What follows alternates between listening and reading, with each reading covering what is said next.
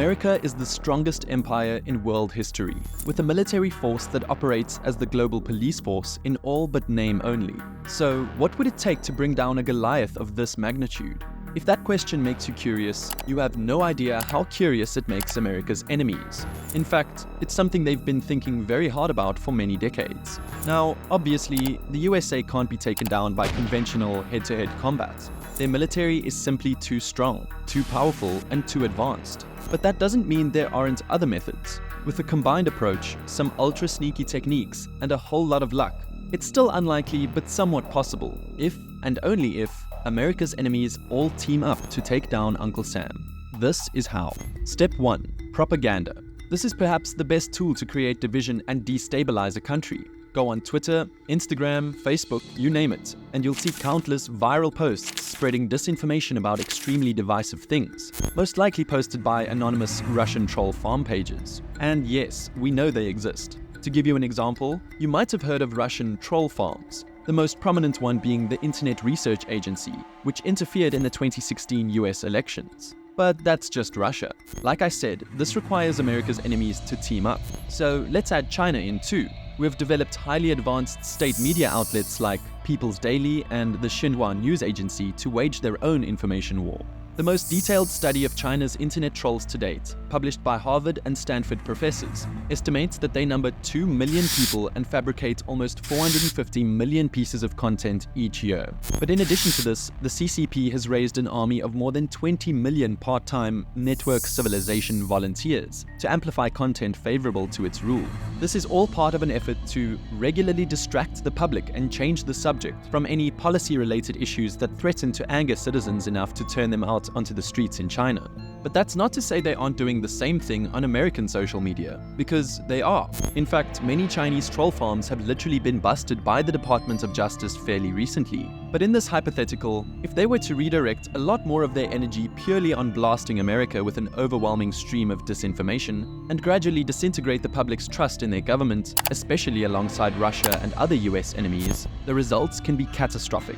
Right now, really in all Western countries, but especially in America, culture wars are being played up on a huge scale to make different sides of the population hate each other. And it's definitely working, as we can all clearly see. That's the propaganda method in a nutshell. Spread confusion and disinformation to undermine trust in the establishment and create division between people. And the best part about this technique is that it doesn't really require much money or risk, so it's a safe option to do. Now, step 2.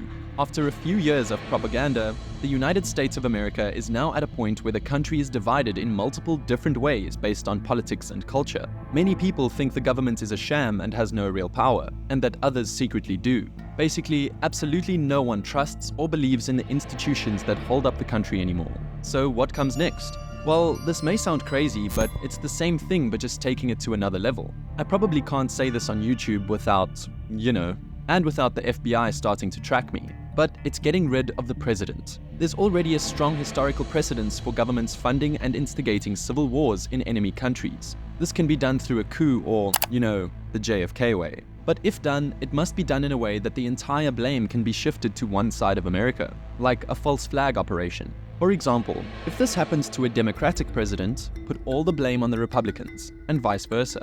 This can be aided through the repeated use of step 1, propaganda.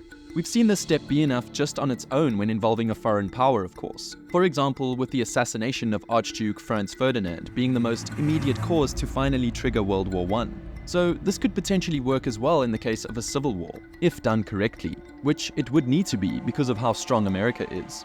Now, this might be enough, but if it's not, then comes step 3, cyber warfare. I feel at this point I need to say that there isn't a scenario where an actual invasion of America can ever happen. Even with the United States at its most divided, if you try do a land invasion somehow, maybe a few Americans will be so fed up with the country that they'll join your side, but there's a good chance this is where many will realize they've been being played, and realize who the real enemy is, and then unite quicker than they did after 9/11. So everything must be done from afar and be able to be pinned on a political party in America to further incite a civil war. Cyber warfare can do this while creating further chaos in the country. We know it can do some serious damage too. Even if you're familiar with cyber sabotage techniques, few people grasp just how cataclysmic a total all-out cyber attack could get.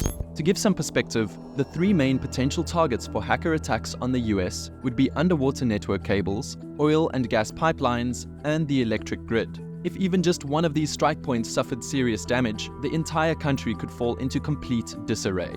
Now you're probably asking, is a cyber attack on major infrastructure like that even possible, especially American infrastructure? I mean, surely the government has completely prevented the potential for anything like that to happen, right?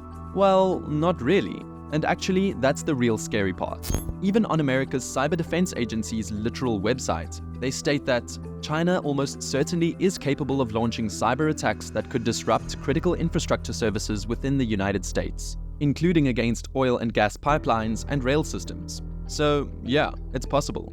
For decades now, Beijing has been investing money, technology, and manpower into cyber warfare developments, and they've seen some impressive results. One organization that sprung up from these efforts is a secretive Chinese hacker group known as Volt Typhoon, who recently successfully targeted critical infrastructure and military installations in Guam, a crucial island that would likely be used for any US answer to a Chinese invasion of Taiwan. That's just one group too.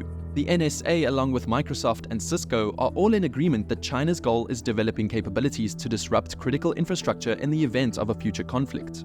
Then there's Russia, on the other hand, who've done way more damage to the US than any other country by far. There's tons of examples of what they have the potential to do and have done to America, with a fairly recent one being the 2021 ransomware attack on Colonial Pipeline, a pipeline that supplies fuel all across the East Coast. It's the largest cyber attack on an energy infrastructure target in US history, orchestrated by cybercriminal organization DarkSide.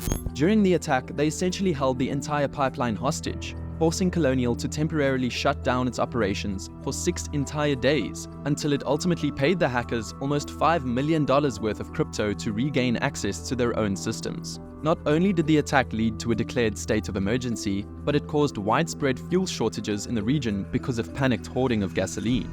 DarkSide also stole 100 gigabytes of data they gathered from Colonial servers, which they fortunately didn't decide to release. But if they did, the entire situation could have rapidly spiraled out of control and potentially led to a collapse of fuel supply lines throughout the East Coast.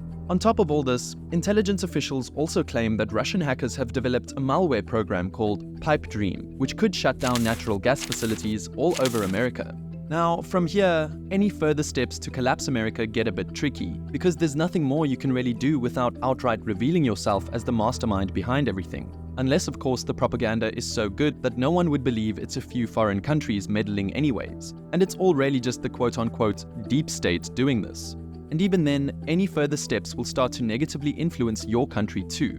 But we'll get into it anyway. Step 4. Economic warfare.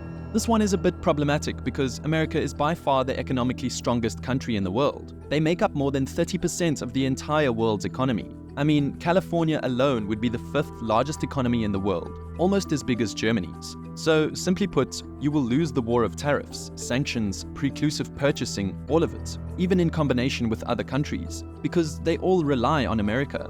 But as independent and self-sufficient as America has now made itself through the use of renewable energies and technology, they're still dependent on some things too. China is their biggest trading partner by far, and they need them for a majority of their consumer supplies and pharmaceuticals, while 8% of their energy imports come from Russia, for example. Engaging in an economic war with America means hurting your country a lot financially at the hands of America, not to mention their NATO and Indo-Pacific allies who they may form a united front with. But assuming steps 1 to 3 have been successfully implemented, this is just something that would be good to have in place for as long as you can take it to further anger American citizens at their government and economically hurt their country, further destabilizing it.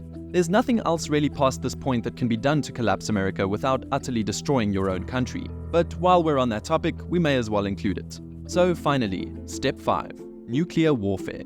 If all else fails, and you for sure want to destroy America, you can simply just nuke them. We know Russia and China have very large nuclear arsenals, so it's not a question if the job can be done or not. Of course though, that means your country, and literally the entire Earth, would be destroyed as a result of it. So for the sake of myself and all my subscribers, I definitely do not recommend this option. I would like to stress again though that even with all these previous steps, along with an alliance of America's enemies trying to hurt them, the likelihood of success is still close to 0%. No foreign country is strong enough to collapse America, only America itself can do that. As the famous quote that's commonly falsely attributed to Abraham Lincoln goes, "America will never be destroyed from the outside. If we falter and lose our freedoms, it will be because we destroyed ourselves."